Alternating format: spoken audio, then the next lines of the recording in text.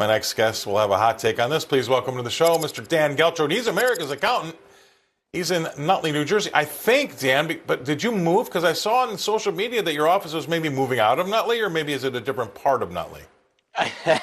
No, we will be moving out of Nutley by the new year. So our new location will be Clifton, New Jersey, which is about 2 miles from here. Okay, well, that makes sense. So now we got all this squared away, what do you think about what's going on with this shutdown? Well, forgive me, Scott, if I'm going to sound a little bit cynical with my commentary here, but why should that stop me? So as usual, right, the government kicks the can down the road. That's really what they've done, because this could have been resolved basically in the same way, on the same terms a month ago. Instead, we're over 40 days down the road here, and really, what's been resolved, right? So you made the comment in your monologue related to, well, the vote was 60-40. Want to know something? That 60-40 is by design. Those senators that defected, you think it's just random that they got to 60? Those senators were, in my opinion, handpicked to break in order for us to get past the shutdown. So in my view, Scott, this shutdown is all political theater that hurt the most vulnerable, and really nothing got resolved in terms of solving problems.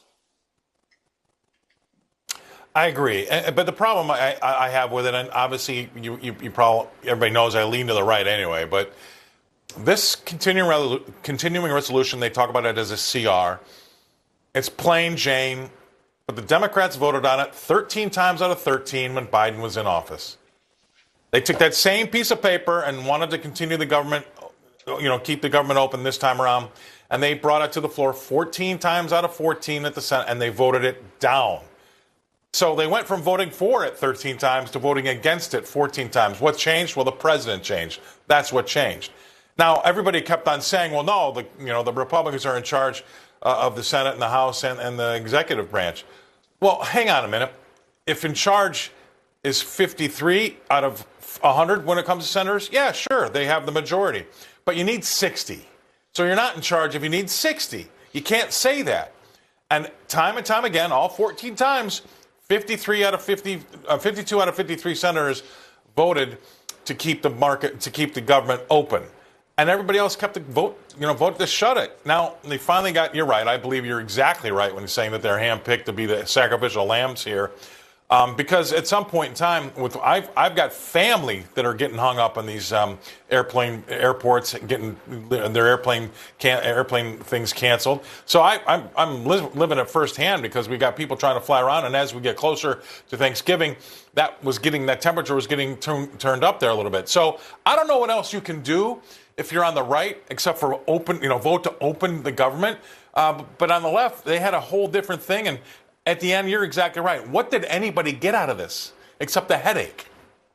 Nothing other than it was about scoring political points at the cost of American citizens here. Because if you look at what some of the core problems are, and you talk about SNAP, is SNAP really a problem? Not SNAP itself, because it's designed to help people that need it, that need help, that need food. Great, that should be in place. The question is why do we have millions of people in need? Then you look at another snafu related to this, which relates to healthcare costs. I mean, the cost of medical coverage remains unresolved, right? It's a huge problem. Everybody knows it's a problem.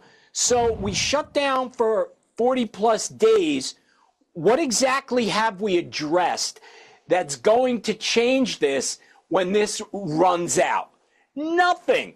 So everybody will start positioning themselves, especially for re-election, right? Because that's what this is all about. So they could say, I stood up for Trump, I stood up against Trump, and then you'll have people who could afford, Democrats who could afford to side with Trump, perhaps they're in a purple seat and they really need to be careful. And that's exactly what we see here, Scott. So what I would tell you is people who really believe in socialism or even worse, trusting the government, look at what's going on in Washington, D.C., and tell me, how could you possibly trust the government? We are far better off having the power in the hands of the people. Yeah, oh boy, you couldn't said it better. And going back to your point, this whole thing that they really were stalling for was Obamacare, and they didn't. That wasn't included in this olive branch. It wasn't. They still have to sort that out. And I just want to say, to get this off my chest, because I'm a simple guy, Dan. I don't like all the shenanigans and the garbage that's been thrown around. But at the end of the day, you've got the Affordable Care Act. That's what they called it. Now it's Obamacare, but it was supposed to be affordable. And then because it was unaffordable, so which means they've admitted that it didn't work, they've had to put on some subsidies because the prices got out of control. Those subsidies are due to expire at the end of this year, all right? And they want them to extend them. So they're admitting, by even being in the subsidy game, that their whole idea of an affordable care is not working. I don't understand why that's not being screamed loud and proud by the top of the hill. They are now telling the world that this Obamacare has failed, and they're still needing to subsidize it. So that's where I stand on that thing, because it doesn't make sense to me that nobody's made a bigger deal of that. I'll give you 20 seconds before we got to go. Well, you're exactly right. It hasn't worked. Okay, so I was never in favor of Obamacare, but I get it was tried. Now we find out it didn't work. So now what do? Do we try something else, or do we just stay with something that we know doesn't work, and it's not going to work, and it's going to continue to be expensive only because, well, it was an idea of a Democrat president. So the Democrats say we have to keep it at all costs and not give the other side a win. Yeah, well, you know what? Just before we go, I'll get this off my chest, too. Washington is a place where you don't want to solve problems. Because if you solve problems, you can't run against it anymore, and you can't raise money on it anymore. It's a place where problems go to live forever. So they're not going to solve this problem. I mark my words, because they're going to want to be able to run against it and raise money against it, and that is a cesspool that I don't want to have anything to do with. Appreciate you coming on. Thank you very much, Dan. Dan Geltrude coming to us right now from Nutley, New Jersey, but soon Clifton. Thanks for being on the show. See you again.